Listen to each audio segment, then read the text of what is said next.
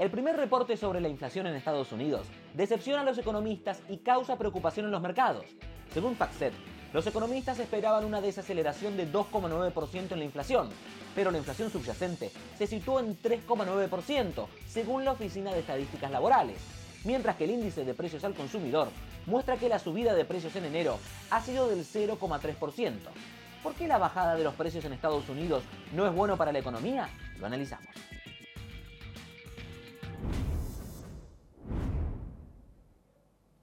Y para analizar este tema saludamos y le damos la bienvenida ya a Carlos Azilis, economista y CEO de Globista Investment. Carlos, gracias por estar con nosotros. Comencemos desglosando un poco lo que ha sido este nuevo índice de precios de los Estados Unidos. ¿Es una buena noticia? ¿Es mala? ¿Cómo tenemos que tomarlo? Sí, bueno, el indicador salió un poco por encima de lo esperado. Sin embargo, eso se debió a una inflación subyacente empujada por un aumento en la inflación de la vivienda.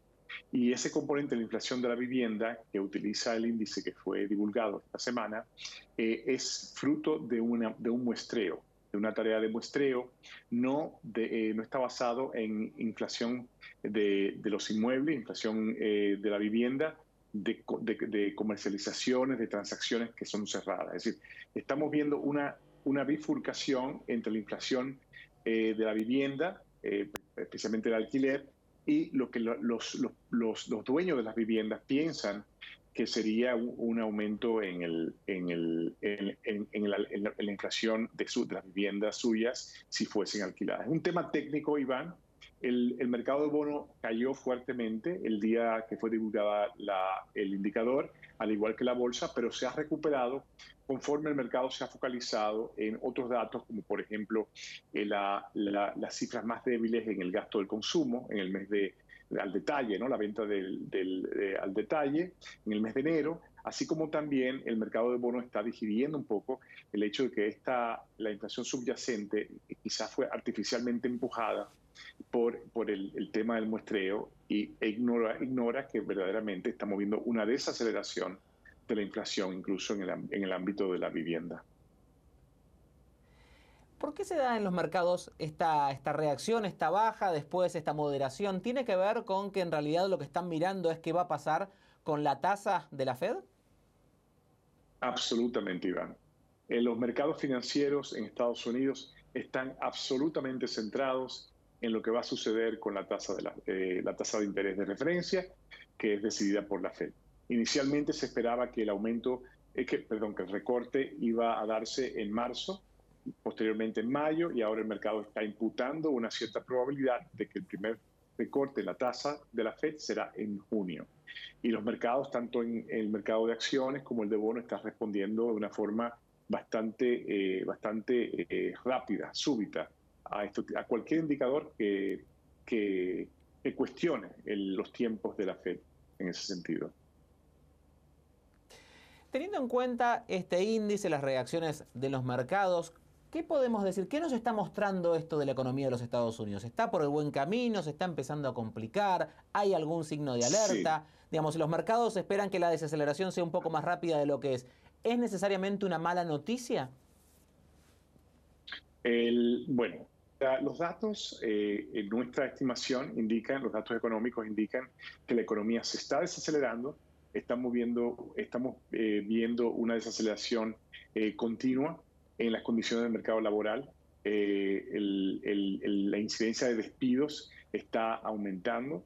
En segundo orden, las ganancias empresariales en Estados Unidos para el cuarto trimestre de este año que terminó, del 2023, cuando excluimos las 7 empresas magníficas, ¿no? El Nvidia, Amazon y demás, estamos viendo que para la gran cantidad de las empresas norteamericanas vimos una contracción de las ganancias de un 10% interanual. Históricamente eso significa que el mercado laboral va a atravesar por un aumento en los despidos, es decir, vamos a ver un aumento en la tasa de desempleo y eso va a llevar en su momento a que el Fed recorte las tasas de interés. Los mercados están digiriendo esta información y hay mucha incertidumbre conforme el Banco Central de Estados Unidos, la Fed, perdió mucha credibilidad en los últimos años al tomarse su tiempo, ¿no? Antes de subir las tasas. Volvamos a hablar de algunos precios, ¿sí? Quería meterme con el tema de los combustibles, porque según este índice han bajado, pero tenemos a Estados Unidos produciendo petróleo como nunca en su historia, recortes de la OPEP Plus. Por ahora se ve una baja en el precio de los combustibles en los Estados Unidos, pero ¿qué podemos esperar? ¿Esto es algo que vino para quedarse o vamos a tener más movimientos de aquí en adelante? Sí, excelente punto, Iván, porque la inflación de los energéticos representa un componente importante en la inflación que ven los consumidores a día, ¿no? La realidad es que la demanda, el crecimiento de la demanda global, a nivel global, por los energéticos se desprende mayormente de los países en vías de desarrollo, léase China, India, Medio Oriente, Latinoamérica y demás. Entonces, lo que estamos viendo es que el ciclo económico del sector de bienes está arrojando indicios de que está tocando fondo y estamos viendo una cierta recuperación en los niveles de crecimiento de estas economías en vía de desarrollo. Y eso significa que la demanda por los energéticos va a subir. Eso por un lado. Y por otro lado, los eventos geopolíticos en el Medio Oriente, en el Levante, en Israel, Hamas y demás, sin mencionar el tema de Ucrania y Rusia, pues obviamente van a llegar, justifican una prima de riesgo a los energéticos. Entonces, yo creo que es bastante probable que veamos una cierta resiliencia en el precio de los energéticos en los próximos 6 meses. Metámonos ahora con cuestiones más básicas que tienen que ver con el precio de los alimentos. Hemos visto que algunos precios de los alimentos han bajado, sin embargo, salir a comer afuera, a comer en un restaurante, sí ha aumentado. Pero ¿por qué no es una muy buena noticia que el precio de los alimentos haya bajado? No, es una muy buena noticia que el precio de los alimentos haya bajado. El problema se desprende, como bien dices, Iván, es que esa caída en el precio de los alimentos no se ha traducido en una caída en la inflación por el lado de servicios, incluyendo al salir a comer afuera, ¿no? A los restaurantes y demás. Y eso es una manifestación de varias dinámicas. Por un lado, el aumento estrepitoso en la inflación de los inmuebles, los locales, ¿no? Es decir, el propietario de un restaurante tiene que pagar ciertas rentas de forma regular y conforme el precio de los inmuebles ha subido, pues obviamente eso se traduce en un aumento en los alquileres, que representa un componente importante para los propietarios de restaurantes y eso ha empujado la inflación del servicio, ¿no? De alimentos en restaurantes, un servicio de comida rápida y demás, a pesar que el precio de los alimentos en sí no ha caído. Entonces, ese es el trasfondo de esta dinámica y obviamente no es bienvenida por parte de los consumidores. Claramente. Siguiendo en esta línea, los consumidores lo que están esperando siempre es que los precios bajen, porque venimos de varios meses de inflación. Si uno lo compara con la inflación de otros países, hablando de Argentina, la inflación que sufre Estados Unidos, desde aquí se puede ver muy poco, pero para cada uno el índice que sufre, la subida de precios, cuesta mucho. ¿Por qué no es bueno hablar de bajas de precios? ¿Por qué no es bueno esperar bajas de precio? ¿Por qué hay tanto miedo a la deflación?